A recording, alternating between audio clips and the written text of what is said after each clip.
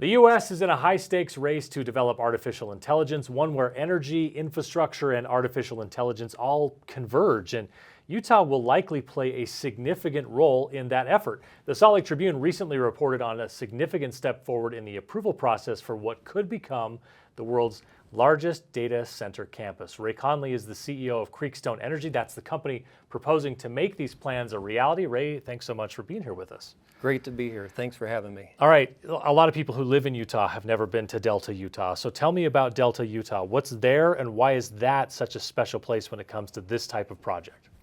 It's a surprising place because if you're there, it's very rural. It's beautiful mountain area surrounded with a very flat, I guess, ancient lake bed. And the Intermountain Power Plant sits right in the middle of that area, which is the most iconic portion of the landscape. And it provides 1.8 gigawatts of power, most of which goes to California today. Outside of that, it's mostly dairy farms and a lot of great people. But the thing you don't see is a few assets that make it an incredibly unique place on the planet. First, next to the Intermountain Power Plant, you have some salt caverns that have been converted into energy fuel storage of very significant size.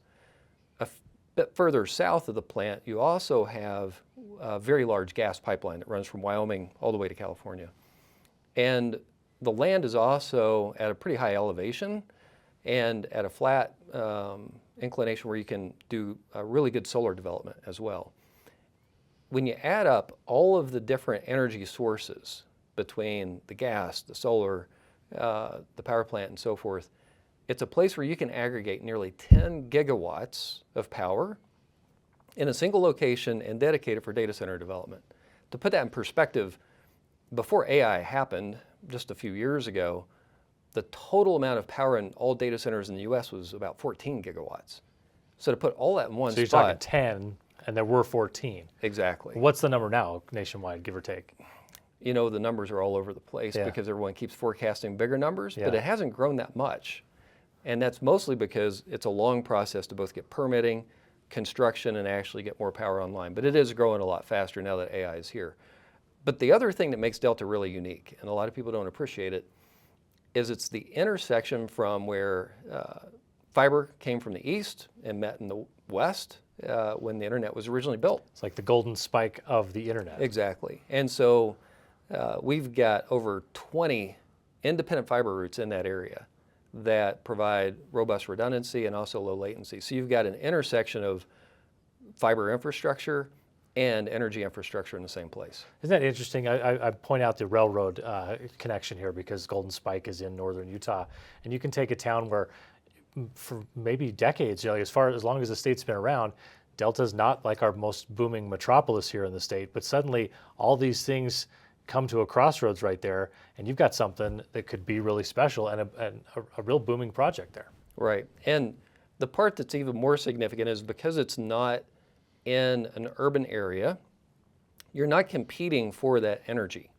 That energy is available to be developed specifically for the data centers. Whereas you look at most places where you've got abundant energy availability, it's also being used by a lot of other industry, by residential. There's a lot of demand for it, whereas here we can dedicate it to that one use. There's not a big city in Delta, there's not a university campus, anything like that drawing from the power there.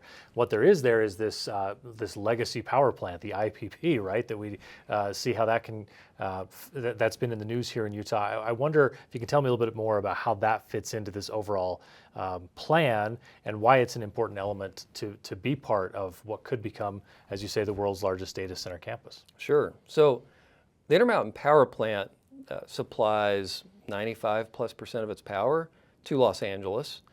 It was built in the 80s with that dedicated focus. And if it's not the largest, it's one of the largest coal plants in the western United States at 1.8 gigawatts of scale. To put that in perspective, a lot of the power plants you see, some of the hyperscalers on the East Coast trying to acquire, if you take a couple of those combined, they're almost equal to IPP. So it's a big plant. And the plant was scheduled to be decommissioned. Actually, just this past week was the official date when that power purchase agreement with LA was supposed to cease. the plan was to shut the plant down and dismantle it. And we saw an opportunity to say, hey, instead of destroying an asset, let's repurpose it to power the data centers because you've got the fiber there locally. So that was, the IPP opportunity was the catalyst for really kind of starting to focus on the area. But once we got there and we already knew the fiber was there in IPP, we then realized there were many more assets in that area that collectively made this a really unique position. So it's a key element of it, but really just the tip of the iceberg with Exactly. what else is driving this project. Where are we in the process now? I mentioned that the Tribune has reported, hey, we've had an approval process that's gone forward. So where are we now? Take me from where we are right now to what it would take to get this done. Well, this past week, Millard County approved our conditional use permit to construct the data centers on the campus. The campus is a property a little over 1,100 acres that we acquired just south of the plant, and we're ready to begin construction of that. The Intermountain Power Plant itself is going through a process supervised by the state for how it will be transitioned, and that's still a process under review by the state. So, you know, in Utah, we've seen a big population boom. It's an economy that's grown a lot over the past 2 decades. Really, if you go back to before we hosted the Olympic Winter Games in 2002, Utah's been on this steady increase, both in economic size and power, and also our population. So, why does a project like this matter to the state of Utah? Like, what will this mean for Utah? Because I can see this being beneficial to our general push in AI and powering the things that we need to power to be competitive as a nation going into the next several decades, into the next century. Why does it matter to Utah? Well, I'll answer that maybe at 2 levels. I'll start first at Delta itself. I believe the Intermountain Power Plant is the largest employer in the Delta area by quite a bit. If that plant goes away, there's going to be a lot of people lose their jobs. And this is a way not only to maintain those jobs, but actually grow the base of jobs in the area. So Delta itself will benefit immensely. But if we then think about how does the AI game play out over time? AI is very different than traditional data hosting and the way data centers were run in the past.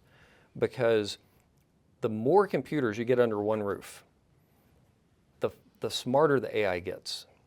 And if you think about how you use ChatGPT or maybe Anthropic's Claude or a few of the others, you're not probably going to use the AI that's not quite as smart as the other one.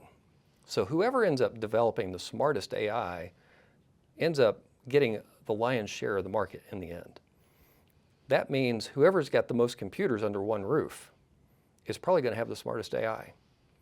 And to have that all under one roof means you've got the most power in a single location to make that happen.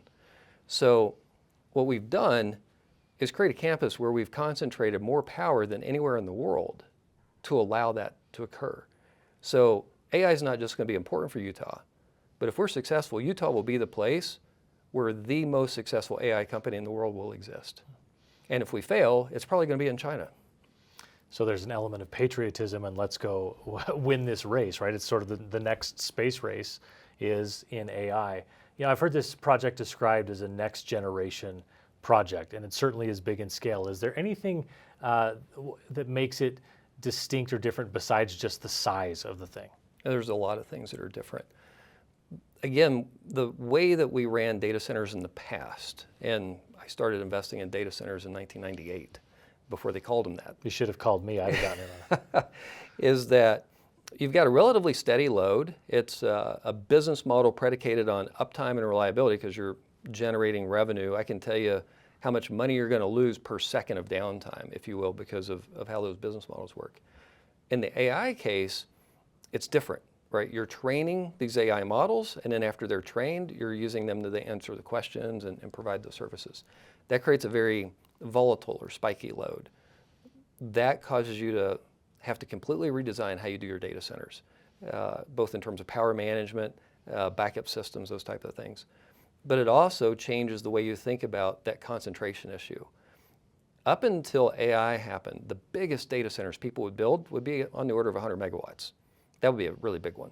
And they would usually want to distribute them all over the country and keep them really close to the users to reduce the latency. AI, on the other hand, back to the point I was making, you need all those computers together in one building so that they can train really fast as one brain, if you will.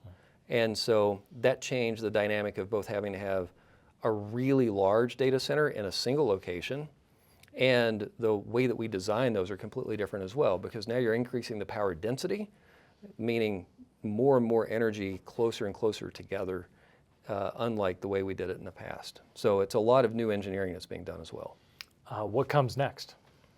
So as we move forward, we're obviously speaking with almost all of the companies that are in the race, and we plan to develop the site in Utah to enable them to make this happen, and obviously staying closely involved in the IPP process to help make that a part of the successful project. Thanks for the insight on the project. We'll look forward to more updates as more developments come along. Great. Thanks right. for having me. You bet. Ray Conley is the CEO of Creekstone Energy. Thanks for keeping us posted on this, and we'll be in touch with you as things move forward. Great.